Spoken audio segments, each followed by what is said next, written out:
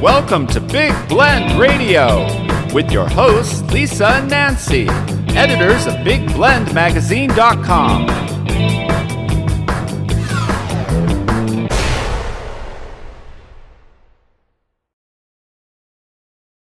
Hey, everybody. Welcome to Big Blend Radio's Military Monday show. So every first Monday, we get to chat with Military Mike, Mike Guardia, who is a military historian, a historian that also educates youth. I'm going to say, Mike, is that right? What age group do you teach? You teach everybody. You teach our audience. You teach everyone through your books. So basically, when it comes to history, Mike knows everything.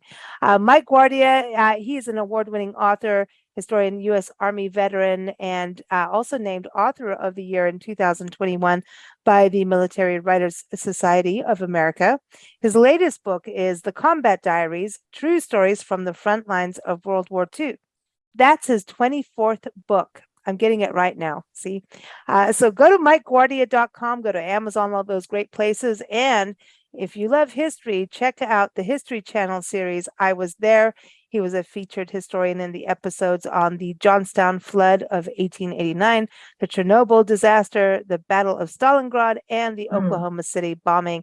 And we're hoping that that series gets picked up again so we can keep seeing Mike on there because he really does do an awesome job educating not only the youth and college students going in and learning about history, but those of us who read his books and listen to him and watch him. And so he is Mr. History. So you're military Mike and Mr. History. So how about that, Mike? How are you? Sure, it works, and I am doing great, ladies. I'm rocking it. How are you? We're doing good. We're doing good. We're excited to have you back on the show every first Monday. We love it. And today, though, this is a somber conversation. We're going to talk about September 11th. You know, first Monday this month, September is Labor Day, and around the corner is the Remembrance Day or Patriots Day of September 11th. And of course, that fateful day was September 11th, 2001. 19 hijackers just came in and did some really bad, horrific things and changed the life of what we know as, the United States of America. And, I'm glad you want to talk about this, Mike, because, one thing I wanted to touch on is we hear people argue about it all the time. And how does that feel being, a veteran too? And, also when you think about Desert Storm and then going into the Gulf War, that's got to kind of, the whole I'm trying to be politically correct, but can I say the BS factor of all of that? That's got to be kind of annoying, when you hear that kind of thing. Of course, yeah. I mean, almost from the get-go, I was hearing voices on the fringe who were insisting that 9/11 was an inside job, and they had as many conspiracy theories out there as the day is long. I think running into those kind of people is par for the course. Anytime you have a catastrophic event, there's always going to be a small sliver of society who is just hell-bent on trying to, well, for lack of a better term, they are really just hell-bent on trying to look for the boogeyman and try to invent problems that don't exist. And as far as I'm concerned, really, they belong in the same category as the Flat Earth Society. People who will always try to spin these paranoid delusions and try and connect dots that are just not there. I'm glad you bring the Flat Earth Society into that realm because how I hate that, right? Like the Earth is not a floating tortilla. Right. I just want to say I love tortillas and quesadillas, but like that's not what it looks like. Okay, but I can't. It's really fascinating, but at the same time, it's hurtful because so many lives were lost, and I think also the survivors have gone through so much, and the firefighters, and bless John Stewart standing up for the firefighters. I just want to say I think he really he stood ground for so long trying to get those bills passed and Hmm. making things better. And I think America was really jolted that day. And let's go back to you when Okay. it happened. Tell us a little bit about you and where you were on that fateful day. Well, it struck a very tender nerve with me because June of 2001, in fact, almost 3 months to the day before 9/11, I was in New York City as a tourist. And in June of 2001, I got to see the World Trade Center in person. I was at both towers, and I very distinctly remember having lunch on the observation deck of the South Tower that summer before the terrorist attack. Mm. And that was the first time I had physically been inside of the World Trade Center. And I was just mesmerized by how massive the structure was, how tall those two towers were, and just how fast those elevators could go from the top to the bottom.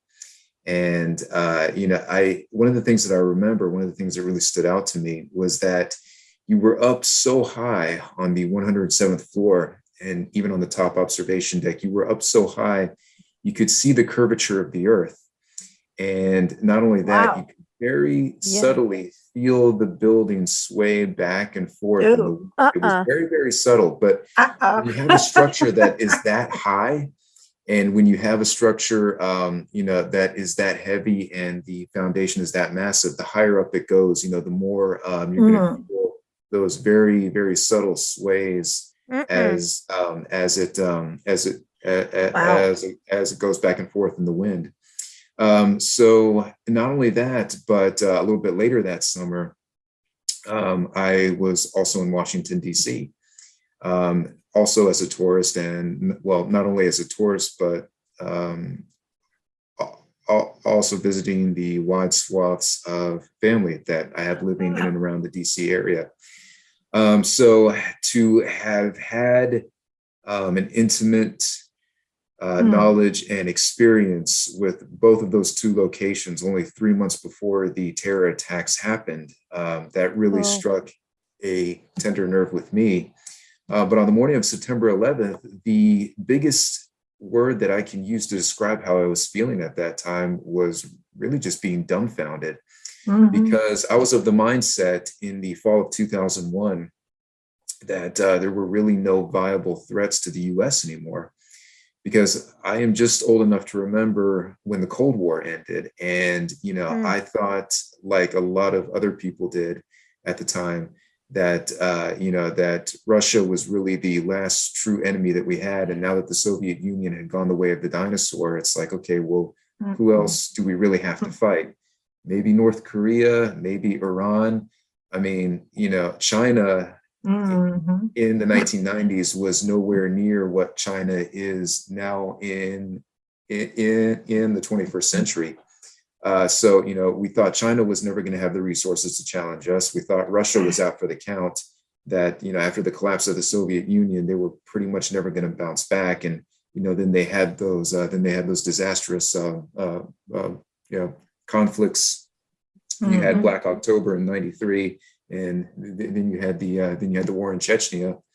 So yeah, we thought, okay, well, here we are. The USA is really the world's lone superpower. There's going to be nothing left for our military to do except for any of the garden variety peacekeeping missions, like maybe Somalia and Haiti, and the ongoing mission that we have in the Balkans, and that was going to be it. But on the morning of September 11th, when I first got news that an airplane had rammed into the North Tower of the World Trade Center, my first thought was, oh my God, what a horrible accident.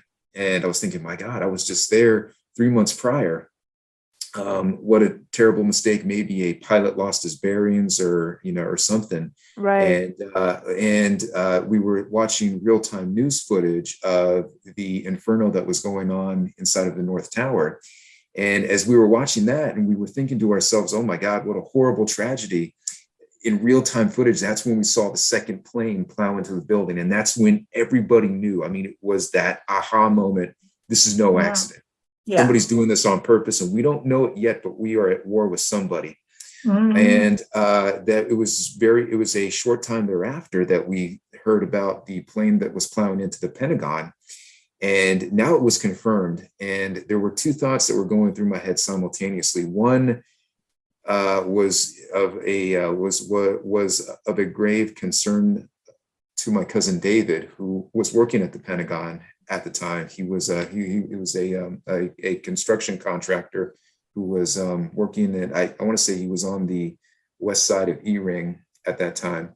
But I immediately started thinking about him. And I said, oh my God, I hope David's okay. And we found out very shortly thereafter that he was on the other side of the Pentagon, but he brings his own personal narrative to the story of having been there when that plane made impact, and how he was trying to figure out what happened, and the explosions and the vibrations that almost sent everybody to their knees, that even on the other side of the building. So then I thought to myself, okay, well, what is next? What other landmark is going to get this? Who is hijacking all these planes, and why are they ramming them into all of these landmarks? Is this an inside job from North Korea? Is it I don't know, is it like Timothy McVeigh 2.0, or just Yeah. Yeah, right. But it's idea crazy what was because when going you on. see it, it's like everything goes through your head. And when we first saw it, I mean, the fact that it was televised live was crazy Mhm. too. I mean, that was like what? And then there were reports of people still doing deals as things were going down. Like, we're not stopping business. There was this you're not taking us down attitude. And Right. I think that carried through the whole Mhm. process. And I think that's how America kept standing up. When you're not taking us down, and we didn't even Right. need the president to tell us that. And at the time, George Bush did, obviously go for it, and everybody's argued on that too. I Mhm. want to go to Afghanistan because I remember, just when we started our radio show was not that, 5 years later, 2008. And of course, at that time, we had this depression that happened, the money was not flowing in this country. Right. And we started our show, and Craig Mullaney came on our show. He wrote The Unforgiven Minute. And he served in the military, also West Point grad and all kinds of things. And he just really at that point even said then that we weren't looking at Afghanistan close enough and not doing what we needed to do, pay more attention and be there longer. I mean, that was 2008, 9, I think. Maybe it was later that he did his book. I'll have to look it up. But I mean, I just know it was around our beginning time, maybe 2010, 11. I have to look it up. But when you think about it, Afghanistan has been this point of contention with the country where people are still arguing. And then when we left, it was a really weird way of how we just pulled up everything, right?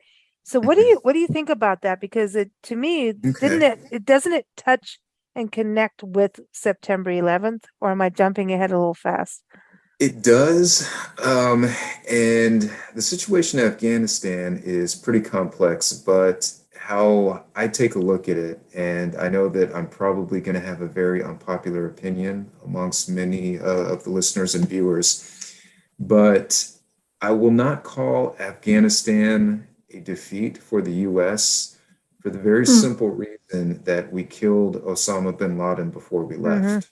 Now, when I take a broad stroke of the conflict, I say to myself, okay, I think a lot of people tend to forget that the Taliban were incidental to Al Qaeda. And if there had not been a September 11th, and there had not been an Osama bin Laden, and there had not been an Al Qaeda, then we never would have gone to Afghanistan in the first place. Right. Bin Laden is the entire reason why we went there. We never had good relationships with the Taliban, even prior to 9/11. Prior to 9/11, they were nobody's friend. I remember when they destroyed those Buddhist statues, and everybody and their brother in the international community was begging and pleading with them, please don't do this. Do not destroy those third century Buddhist statues. Yeah. We'll give you anything you want. Do you want $1 million? Do you want $2 million? Do you want do you want us to look the other way on the opium trade? But they just would not listen. And yeah, back to my original point though.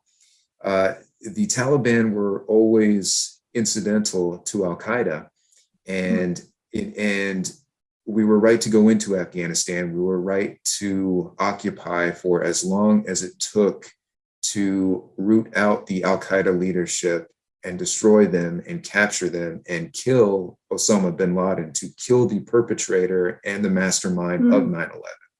So where I think we went wrong, and this will probably go into a much deeper geographical and philosophical debate, but where I think we went wrong was thinking we could engage in nation building and try to rebuild Afghanistan in a similar vein to what you would see in the West as far as democracies goes. Because if you look at the Middle East in the broader sense, particularly Afghanistan, you're talking about a population in a part of the world where democracy and these democratic / Republican forms of government have never really taken hold, and they don't have a cultural tradition of being compatible with how that part of the world is and how they operate. Yeah. So what I think we would have been, what we would have been more efficient in doing is to say, okay, hey, we're here. We're going to occupy. We're going to stay here as long as it takes for us to destroy Al Qaeda's leadership, to kill or capture Osama bin Laden. And when we have eliminated the perpetrator of 9/11, we will have achieved justice for those who perished. We will declare victory and we will go home, and we will send a clear message to the Taliban or whoever else is in charge of Afghanistan at that point. Don't ever even think about making trouble for us again, or we're going to come back and we're going to kill even more of you. Now, most of the time when you do that once, it's enough for the enemy to learn their lesson. Sometimes, as was the case with Germany, they have to learn it a few times before they get the message. But how you win a war is you smash, you trash, and then you leave. And before you leave, you say, hey, look, buddy, don't make trouble for me again, or we're going to come back and we're going to do this all over again. Rinse, wash, repeat. Yeah. And, I think that after we confirmed that Osama bin Laden was dead, after SEAL Team 6 killed him. Oh, yeah. That would have been enough for us to declare victory. And we say, okay, hey, justice has been achieved. We have eliminated the perpetrator of 9/11. So Afghanistan, I don't care who you put in next, but hey, mind your P's and Q's, cross every T, dot every I, because if you ever harbor another terrorist who makes trouble for us again, we're going to come back and more of you are going to freaking die. So that's, people, you've got to think people came onto our soil and killed and did it in a way that was insanity. Like, innocent civilians. And I look at what's going on where even in Ukraine right now, where kids and women and children, the whole thing, it's like, that's out. It seems that the newer wars, some of the etiquette has completely been tossed aside. Doesn't matter about women and children. In Africa, half of the time that didn't actually either. Yeah, exactly. And Nancy and I, from living in different cultures, know, hey, it's different. And you can't go in, don't go, with us traveling the country full time and going into different towns and smaller communities, you see people from bigger cities in this country, go into these smaller communities to get away from the city. And what do? They go, we're going to make this just like LA. And the small community people say, get out of my town. So there's already a rift, and yet they want that peace and quiet, but they're going to create exactly what they had in a big city and bring it to the small town. It happens in Africa. It happens like Afghanistan, right? What you're talking about. You can't start Americanizing another country, right? But you can be there and be as peaceful as possible. Am I hearing this right? Like, don't try to Americanize Afghanistan. It's a different country. Do what you can peacefully there, but also like, hello, this is where it all came from, right? And Well, I won't say you go in there with a completely peaceful mindset. I'll say, I'll say that it's more of a modernized version of the big stick diplomacy. Say, hey, here I am. And the reason I'm here is because you were harboring somebody who attacked me. So here's my big stick. Yeah. And I'm going to wear a smile on my face, but don't turn my smile upside down because if you do, this big stick is bam. going to crack you right across the head. What Uh, when you think about September 11th, it really shocked this country into tighter security, the airports, right. airlines, just shopping, going. It changed how we did business, Well, whether we we went to get conventions or not. complacent. We really Yeah, did. because we were very sitting, la la la, nothing can hurt us, and it did. Um, for you, I know you were in your later teen years. Did it change anything for you? Did that kind Oh, of sure. propel you to serve? Right. Well, I will say that before 9/11, I always wanted to serve in the military. But prior to 9/11, I was kind of on the fence about, well, okay, maybe I'll do the Army, maybe I'll do the Air Force, might do the Oh, Navy. I okay. don't know. Mm. I think I was gravitating more towards the Army from the beginning. But what really was the game changer for me was September 11th. That's when I said, okay, now I know for sure that I'm going to, and the Army is most definitely what I'm going to do. I want to be in a land-based component. But it did change a lot for me. I mean, even from the perspective of, even from the perspective of my late teen years, as I was at the time. One was because I noticed there was a a tremendously dramatic shift in airport security. I remember prior to 9/11, I could go through airport security without a ticket. I didn't need a gate pass. I didn't have to take my shoes off. Yeah. I didn't have to take laptops out of the bag or anything like that. I didn't have to surrender any liquids. And Mike, the don't take your TSA shoes didn't. off, damn it. Just kidding. Yeah, I mean, all I had to do was go up to the airport contract security person, and I had to go through the metal detector. So they made sure that, Mm. I didn't have a weapon on me or anything. And I'd say, yes, officer, I am meeting my mom who's coming in at like gate, I don't know, F256 or whatever. And yeah, and all they would tell me is, okay, kid, if you're looking for that gate, it's going to be right down this concourse. You're going to go like, I don't know, 500 feet or whatever it is. And yeah, have fun. If you get lost or if you run into any kind of a problem, just pick up one of the concourse phones. And I could go right to the gate and I could wait outside the gate for any flight that my parents were coming back on. And now you can't do that. I mean, now, now, of course, in the wake of 9/11, you had the establishment of the Department of Homeland Security. You had the TSA. TSA did not exist prior to that. It was like all the airport security that I saw, it was either contracted to a third party security firm or the odd occasion that I would see like one of the city airport police or maybe some of the municipal cops who were on a detail to do that.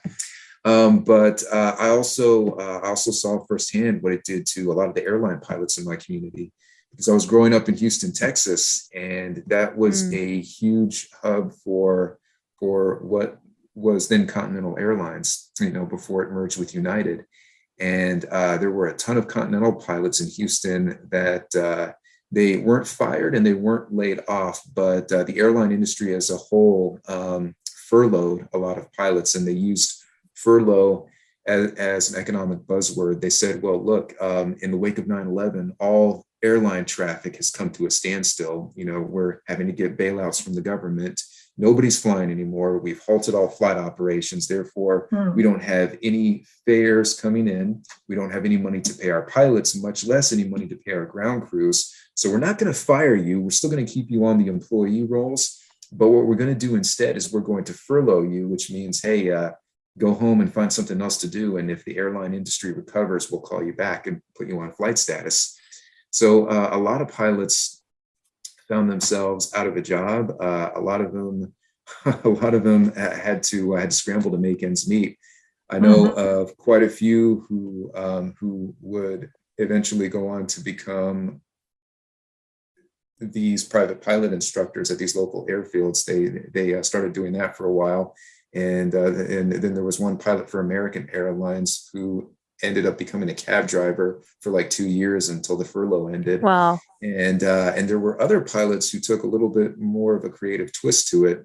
Since a lot of airline pilots are former military, a lot of them actually tried to get they tried to get back on active duty. And if they were too old to be reaccepted into American service, what a lot of these older pilots started doing was they started selling their services to foreign air forces. I know of two pilots in particular. One was a Marine Corps pilot. Yeah, he was an F-18 pilot who had flown combat missions in Desert Storm. He retired from the service, I think, in '97, and then he started flying for American. Well, he got furloughed after 9/11, and he said, well, shoot, I don't have a plane to fly. No airline is hiring anybody. They're all trying to get rid of people. I'm too old to go back on active duty. Let me see if I can sell my services someplace else. So he picks up a phone and he calls the Royal Australian Air Force. And he says, hey guys, I am a former Marine Corps F-18 pilot, and I know you Aussies fly F-18s. I have like 350 combat hours of all this flight time, and I think you could use a pilot like me. Is there any chance that I can sign on to your Air Force? Now, an American trained pilot is worth his weight in gold anywhere in the world, and a lot of foreign militaries will jump to hire former American pilots. And the Aussies told him, oh, that sounds good, mate. Come on down under. We got to jump on the Barbie. Bring it. Yeah. And he ended up flying F-18s in the Australian Air Force for like 4 years that way. Wow. And I want to apologize to all my Australian friends for saying shrimp on the Barbie, because they're going to hit me over the head. But but wow. Yeah, So and he wasn't the only one too. I mean, this is amazing when you think about how, because even now I know over shows you've talked about pilots even out of World War II going in and ending up being pilots, and different stages just ending up being in commercial pilots. But even 2000, you go from 2001, here comes this crazy tourism like halt basically. Then 2008, we have the dip with the economic crisis, right? So it's been kind of screwy for the airline. And look at now, right? Now we don't have enough airline people. No, we don't have enough pilots, because what did we do? We shoved them all off, right? And people looked at it as, hey, I'm not going to get into that, because number one, the amount of diligence that goes into it, and it's up and down, because it has been up and down. But like this guy you're talking about going into Australia, so there's pilots that are going into other countries. That's like there's military guys that go into being bounty hunters throughout the world too. I mean, I know that's a little different, but just saying, we should do a show on that. But yeah, so Australia, did they go to England? Did they, or was it just anywhere that they could go as a pilot? Well, let's see. That particular gentleman, he ended up flying in Australia for 4 years, and from what I understand, he did his 4-year tour in Australia proper, but he also did a lot of joint exercises throughout the Pacific Rim. I don't know if he was part of an expeditionary force or not, but one of the more interesting stories that I can tell you that very closely reflects his is of another American pilot who coincidentally is a Jewish American, and he had flown F-15s in the Air Force prior to becoming an airline pilot. Well, when he got furloughed, if you are a member of the Jewish faith, you are automatically a citizen of Israel. So he called up the IDF. He said, hey, I am a Jewish American. I am an F-15 trained aviator. I got furloughed from the American airline industry. Can I invoke via my faith to exercise my citizenship of Israel and come fly F-15s for the Israeli Air Force? And only a few weeks later, he was on the ground in Tel Aviv, getting his getting trained up to join an F-15 squadron there. So it really does precipitate a lot of interesting career changes, and I'll say that it even gave them a broader cultural context within the wherein they could operate that they would not have had otherwise. Wow. So was that gentleman part of your book, Wings of Fire? Was that, or did you find out about him when you were writing about F-14s and F-15s? No, I actually found, I found that out. I found out both of those stories when they broke. It was like 2000. It was like 2004 was when both of those stories was when both of those stories were circulated, and it didn't even cross my mind to try to track down that gentleman who had flown for the Israeli Air Force, because I'm not sure that he would have had. I'm not sure that he would have had any engagements against any Syrian MiGs or even any ground targets against Hezbollah. But that definitely would have been interesting to find out. Goodness, Lisa, now you're making me regret that one. I know, Wings of Fire. Listen, we've got Tomcat Fury, Wings of Fire. I'm just saying, F-14s, F-15s. Yeah. Sorry, Nancy, go ahead. Well, if the book ever goes to a second edition, I'll try to track that down. Are we a little bit lax on our side here? Because having lived in different countries where things seem to be a little more strict when you're flying, and I don't know, I'm just wondering if are we too complacent, or we're so big nobody would dare do what they already did. I think we're complacent now. Well, no, but I mean, I find it's interesting to me because I always feel like in other countries, they really seem to be a little more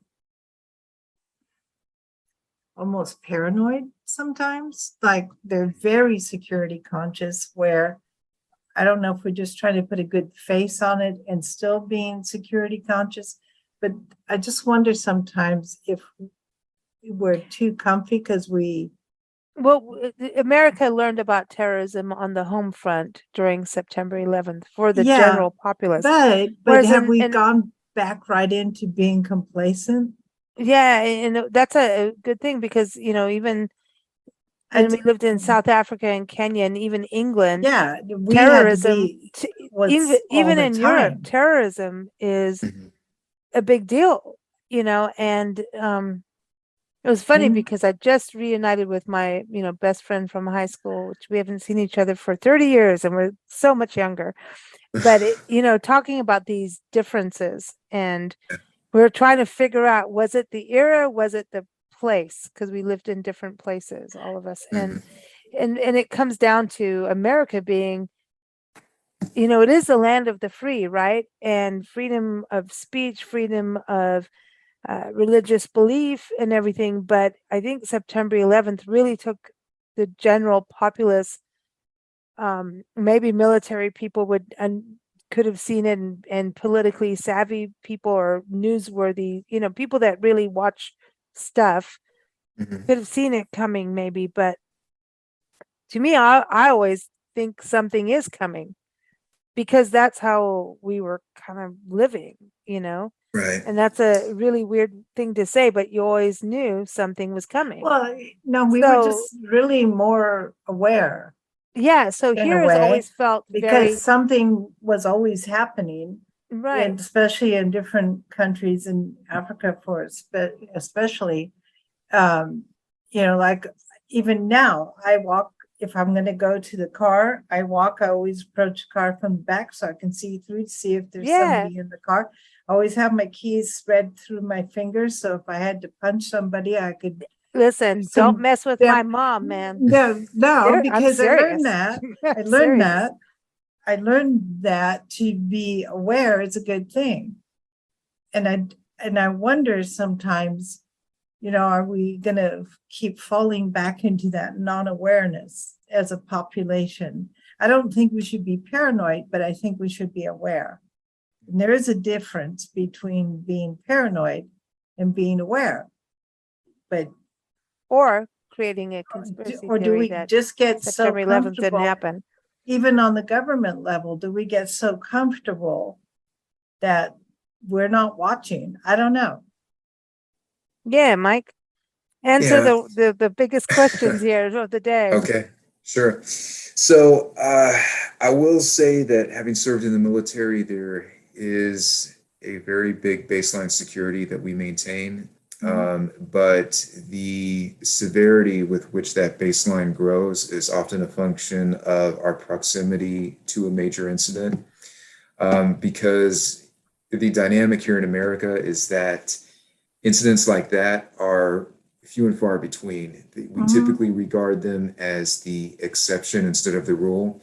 I think if our collective experience as Americans had been different, say if they were more comparable to what you may have seen in South Africa, where the constant threat of terror was really a daily thing, or if it was similar to what a lot of the Israeli citizens experience, with varying degrees of ferocity, depending on how close they live to the Gaza Strip or the West Bank. Right. The more intense it is, and the higher the frequency with which it occurs, I think is what precipitates these higher postures of security. Like I remember one of the big things that came out in the wake of the September 11th attacks was the threat con level, and it was a very fancy color coded system. It was, what level of threat conditions do we have today? Is it going to be red? Is it going to be yellow? And they would go through the entire spectrum of primary colors. And there would be different factors that would go into that. Well, I remember seeing that ThreatCom spectrum for at least a good solid 2 years after 9/11, but afterwards, I never really saw it used as much beyond the military after that. I think that I really think it goes in cycles. I think we always try to maintain a baseline measure of security, and that baseline is a moving goalpost. After we have one tragic incident, it always moves up further and further. But the intensity with which you get this security apparatus is largely a function of what you have to deal with on a day-to-day basis. I can give you an example for not just acts of terrorism per se, but just like these sociological phenomenons that have happened that have raised all that level of baseline security. For instance, prior to the 1980s, when you would go into a drugstore and you would buy any variety of OTC drugs, you could open up the container right there in the store, and you would never see a safety seal at all. And it was 1982, I think it was, where you had this one fellow who I can only call a domestic terrorist, decided that he wanted to go on his own Johnny on the spot killing spree and start putting arsenic in a lot of the OTC drugs that you could get at your local Walgreens.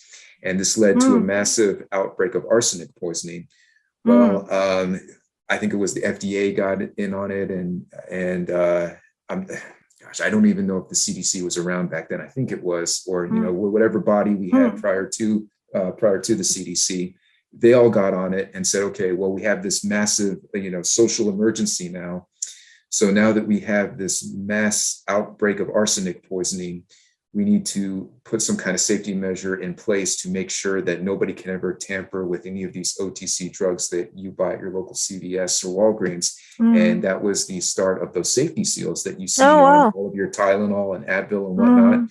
So yeah, that was an example of something where, you know, we weren't complacent per se. We just never really thought that it could happen. But once it did, that baseline security measure rose Goes to up, another level. yeah. It's like how quick we got a vaccination. You know, Right. people freak out, and Mhm. it's not perfect, and Well, nothing it's will be perfect in a speedy thing. But I think what's you know interesting about, like, you know, our background is a little bit different, and I know we sound weird coming home and being a little bit hardcore, but if you lived the way we lived, you would be too or dead.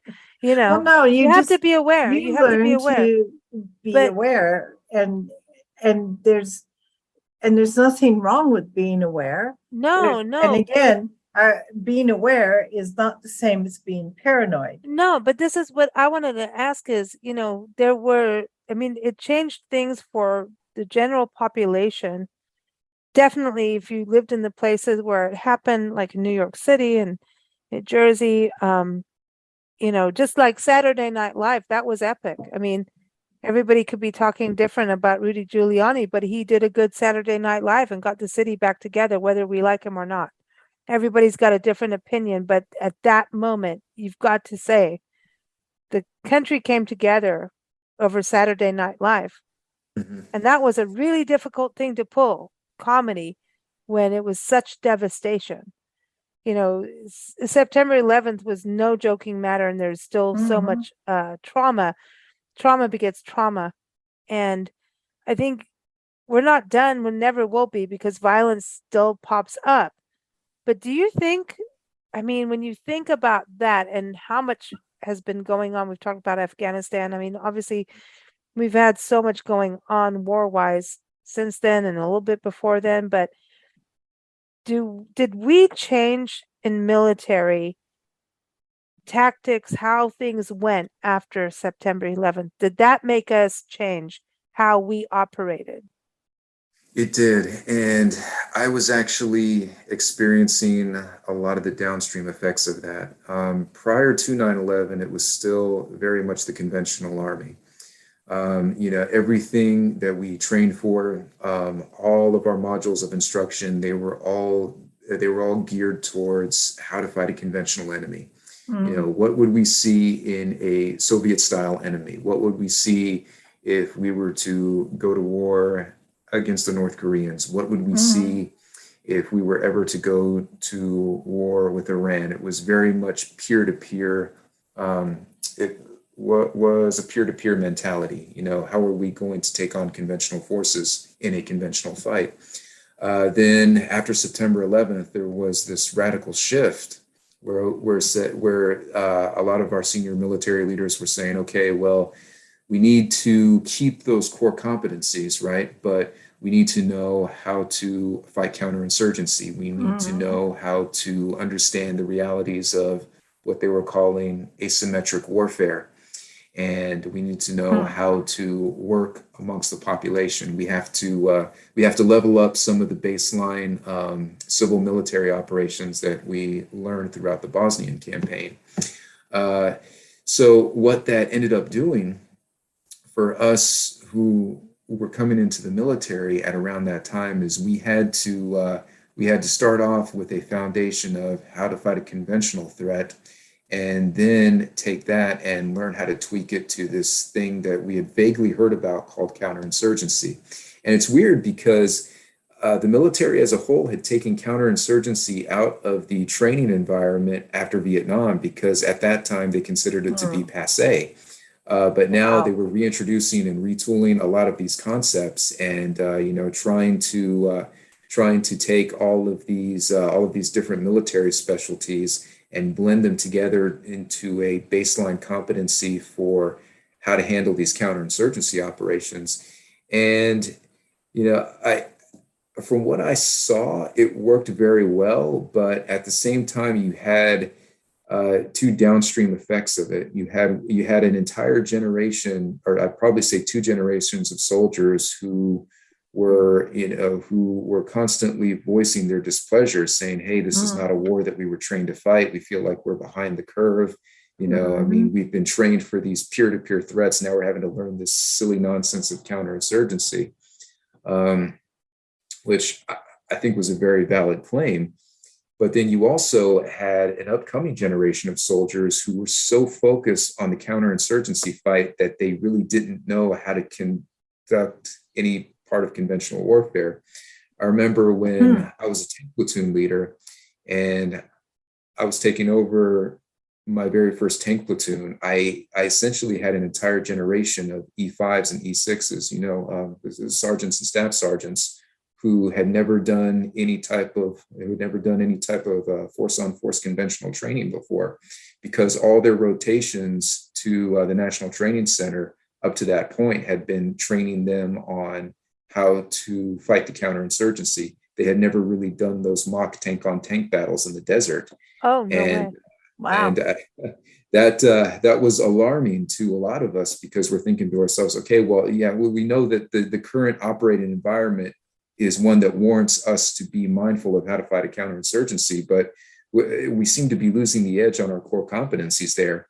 And it was around that time that we started doing the first major shift back to, okay, we need to retool ourselves on how to do these conventional fights. And that was one thing that I was very pleased by, that we were able to recapture, or I guess I won't say recapture. We were just able to revitalize our core competencies in that regard. Wow, that's when you think about that, that's some crazy. I mean, it is like a whole different war. It's kind of like going into Vietnam, where, holy crap, all of this has changed. The cultures are so different, and the lifestyles are different, and how the people react are so different. I know that from living in different countries, how somebody reacts to news when you're living in Kenya as an American is not what happens when you're living in the States as an American. But fighting a battle is different. You barely even read the news about Kenya unless you're living there. Then all of a sudden it becomes important, But everybody is fighting differently. Different countries fight and differently. Different levels. Like, I know from watching what happened in Kenya, they can be real sneaky. You know what I mean? It's not conventional warfare. It's more guerrilla type warfare. And it's sneaky. And if you don't know the culture, I don't know how you could go in and plan a battle with a faction of people or anywhere in the world if you don't know how they think. Yeah. Yeah. So to me, it's like it's. Do they teach you that in military? In military, like how you have to know how the other side thinks.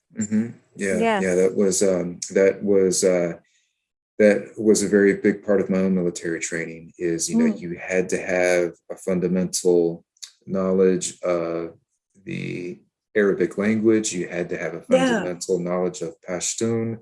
You had to know a fundamental core of knowledge about both of those cultures in the Middle East, and that echoes really the experience that my dad had when he was in the Army of the Cold War era. He was in the Army of the 1980s, where every facet of their training was geared towards defeating the Soviet threat. And not only that, knowing how the Soviets fought, knowing what political ideologies really stood out the most to them, and how to mobilize how to mobilize any of the Eastern European populations below the nuclear threshold if the Cold War ever got hot. And this also reminds me of the things that I touched on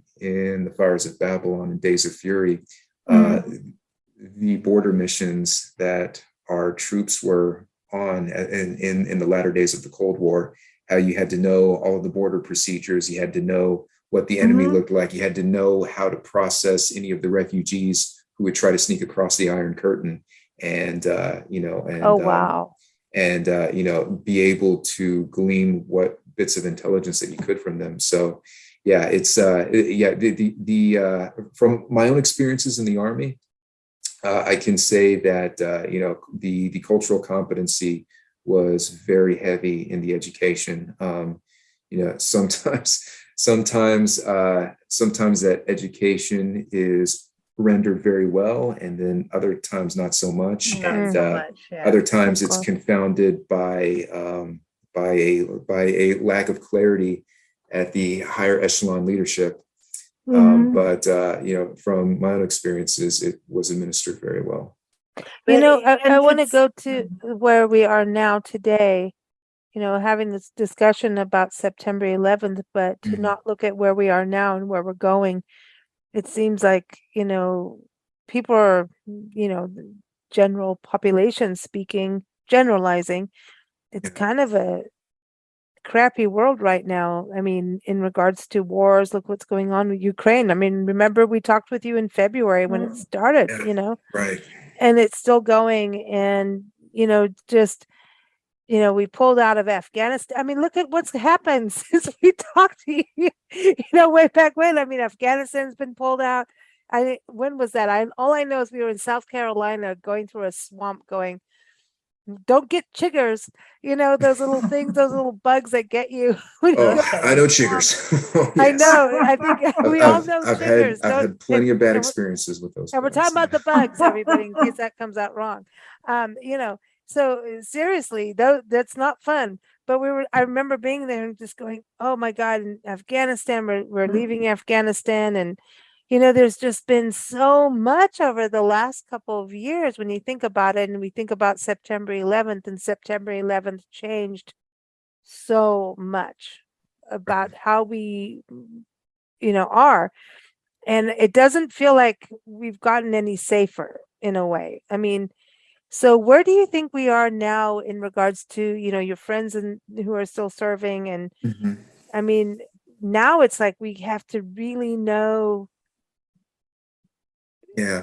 all the countries, what I mean? We need to know China, we need to know Russia, we need, I know we have to know all that, think, but you know what I mean? I think on the whole, we're safer. But there are still a lot of loose ends that we need to tie up. I look at the big picture, and I tell myself, okay, well, there hasn't been a major terror attack in over 20 years. We have prevented 9/11 from repeating Thanks for making me feel younger. I'm not as young anymore either, so yeah. But I feel that a lot of good has been done on that front, and for it, as easy as it can be to pick on the TSA, and as easy as it can be to try and find holes in the armor of the Department of Homeland Security, I will say that overall we are safer. We have we've risen that baseline competency to a level that I think will very much help prevent another 9/11. Does that mean it's a 100% foolproof plan? No. Because I think for one, well, we need to there are a lot of loose ends that we need to tie up with regards to some of the non-state actors that are floating around the Middle East and throughout a lot of Central Asia. And I think we need to also be mindful of how their tools are changing, because the enemy was definitely taking notes in the 20 plus years that we were fighting the war on terror. And on many other battlefronts, the war on terror is still going on. But there's been a shift in tactics. It's I think for the foreseeable future, we're going to see a lot more soft attacks, a lot more cyber attacks. So we need to be mindful of that, and we also need to be mindful of these non-state actors becoming proxy agents of a lot of our geopolitical enemies. Since and again, this is not going to be a popular opinion, but I take a look at Russia and I take a look at China, and I take a look at ourselves even, and the three of us collectively know that it would not be a favorable outcome to any of the three of us if we were to all get involved in a shooting war. The new form of mutual assured destruction has taken on more of an economic tone because of all the bonds and all the loans and all of the Political BS. and all of the iron trade networks that would set off so many brutal chain reactions. It would be very easy to say that economic warfare would produce only losers and no winners. So what I think is going to be at least the status quo for the time being is you'll see a lot of these covert wars. You'll see a lot of soft attacks. You'll see the three superpowers, if you will, Russia, China, and the U.S. Triangulating these different strategies and tactics using agents by proxy, whether it's a hacker network, whether it's a Johnny on the spot affiliation with Hezbollah or whoever. And at the same time, we have climate change stuff, which is not to be ignored because of the immigration of it all. And that's actually happening now. People are moving, and in the military are the ones called for just about everything. So there's that on top too, I think, a little bit. Yeah. Well, I'm not sure how I feel about climate change. I've heard the arguments for and against. I remember when I was a kid growing up in the early '90s. That was when the big discussion happened about the ozone layer. I really don't know how I feel about climate change. On the one hand, I think some of it is contributed to man-made activities. On the other hand, I think it's also attributable to cyclic changes in the Earth's temperature cycle. So it could very well be both factors are contributing to it. But people are immigrating no matter what. There's migration. Oh, yeah. And so the military is called in either way. And it's Nancy and I are the same way. It's definitely pro-environment, nature, and all of that, as everyone knows. However, there is we've had ice ages before. Why wouldn't we start? Yeah, I think it is that, but the Earth is going to do what the Earth does. And and maybe we're pushing the envelope. I'm pretty sure we are in a lot of regards. So we're going to make things happen faster than they would have. Can we halt them?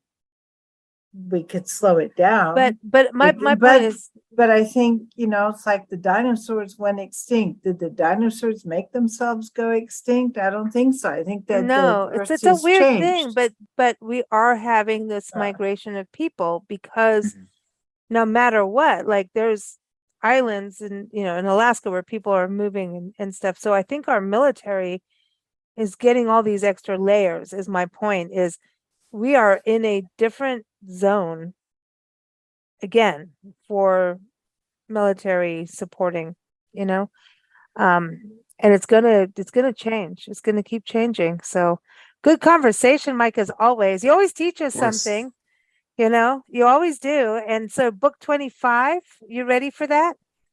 Yeah, book 25, Coyote Recon. The Coyote, listen, we love that name. We do. We talked about that last time. Everyone, Coyote Recon, The Forgotten Wars of Colonel J.D. Vanderpool. Like, that's just the best name. My name is J.D. Vanderpool. Don't mess with me. Yeah, that's cool. Like, that's just a good name. That should be like a TV Netflix series, So that's the next biography coming out from Mike Guardia. Again, everyone go to mikeguardia.com, go to Amazon, get his books there. He's on the show every first Monday, so join us for our Military Monday show. But also his latest book is The Combat Diaries, True Stories from the Front Lines of World War II. But I would say people have got to go read more Wings of Fire, don't you think? Tomcat Fury, sure, yeah. From what we were talking about today. We've talked, it just, when you think about like the Gulf War, Desert Storm, all of this, it just, I just wish I Ah. had those kind of books when I was in school trying to get through history because I Yeah, felt like Mike. Where were you for history. Nancy's history lessons? No, I felt like history was the most boring thing ever. Yeah. And seriously, I did. And then I got a good history teacher in high school that opened my eyes. So I hope that teachers of history would, jump on these books and Yeah. make and use it them. make it more story felt, like making the people in history real people. Yeah, that's what like we always talk about. That's It's like you you can know you can identify with the soldiers, the people, the women exactly. pilot, the Russian women that came in the planes and like move over. I had to watch my language again. Sorry, but But like when women no, come but I just flying feel in, like history is not boring if it's presented correctly and story. with empathy and color. Right. And so I Yeah. applaud you on that because I love your books. Now That. get on Well, get well, that thank you, 25th Nancy. one out. October, right? We're ready.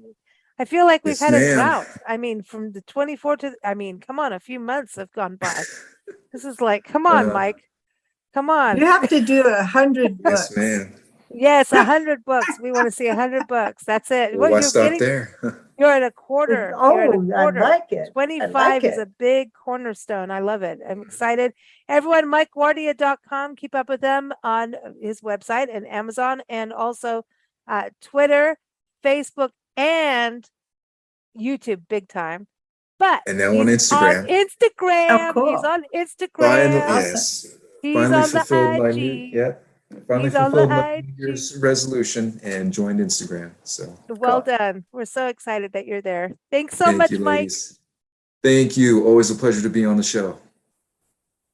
Take care.